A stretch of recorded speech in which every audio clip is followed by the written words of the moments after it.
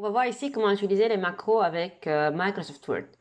En fait, les macros vont nous aider à automatiser des tâches qui sont des fois vraiment très très longues à faire à la main à chaque fois. Et donc, on n'a qu'à programmer un bout de code et puis enregistrer ce qu'on appelle une macro. Et puis automatiquement, le code va être enregistré avec Word et puis on pourra faire appel à ce code autant de fois qu'on veut. Et puis les tâches vont être effectuées en un seul clic avec un seul bouton. Donc, je vous montre comment. Imaginons que j'ai envie, par exemple, d'introduire mon nom et puis mon adresse à chaque fois sur plusieurs documents Word. Et je veux pas quand même retaper la même chose à chaque fois.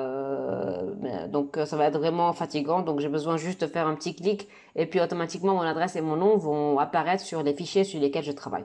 Donc ce que je vais faire, on doit aller sur affichage, cliquer sur la flèche des macros ici et je vais enregistrer une macro. Donc je clique. Je vais choisir donc le nom de la macro, donc je vais mettre nom, prénom, chose comme ça. Je vais choisir si je veux que la macro est-ce qu'elle va elle va s'appliquer. Est-ce que si je clique sur un bouton du clavier ou bien si je choisis un bouton que je peux mettre sur mon ruban en haut. Donc choisissons en premier l'exemple du clavier.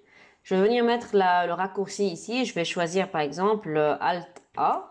Donc, ce n'est pas attribué, donc très bien. Je vais cliquer sur attribuer, fermer. Et là, vous voyez sur le curseur, il y a un petit symbole qui dit que voilà, on est en train d'enregistrer maintenant les étapes que tu es en train de faire. Donc, je vais cliquer mon nom, voilà. Je vais mettre mon adresse, par exemple, quelque chose comme ça. Montlézon, 21, rue Joseph euh, Pilar, quelque chose comme ça. Un, voilà. Et puis voilà, j'ai terminé ici mon adresse. Je vais aller sur macro et je vais cliquer arrêter enregistrement. Très bien. Donc tout est arrêté maintenant. Je vais effacer ça et je vais cliquer sur Alt A.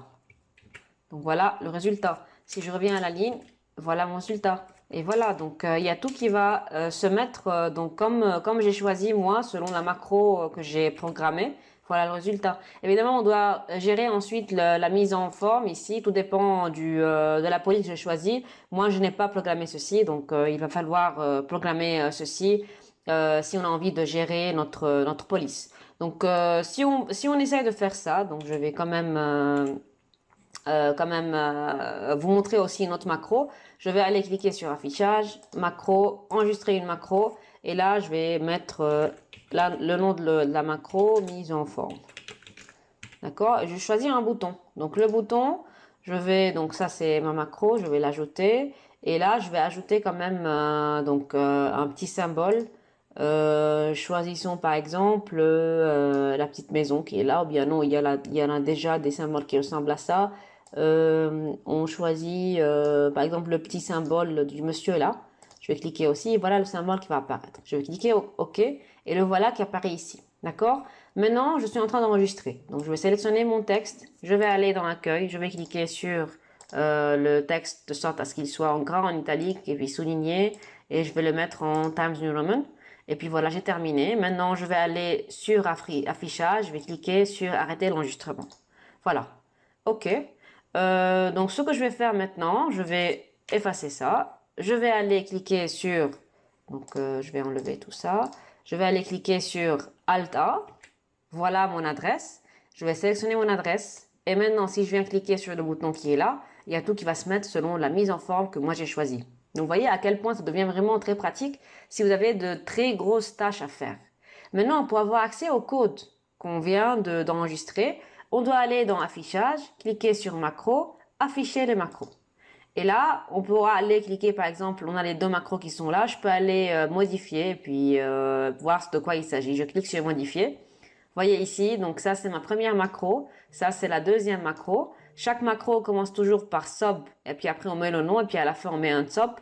Pareil, voyez ici.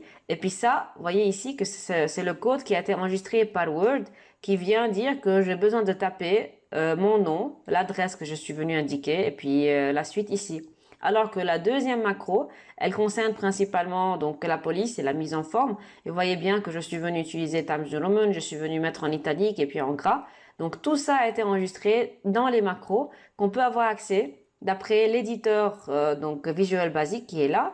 Et voyez ici, les macros sont enregistrés ici. On peut venir nous-mêmes insérer un nouveau module dans lequel on peut venir nous-mêmes programmer des macros.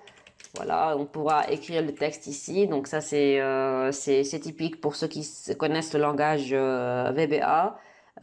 Donc c'est Visual Basic appliqué. Donc voilà, Visual Basic appliqué.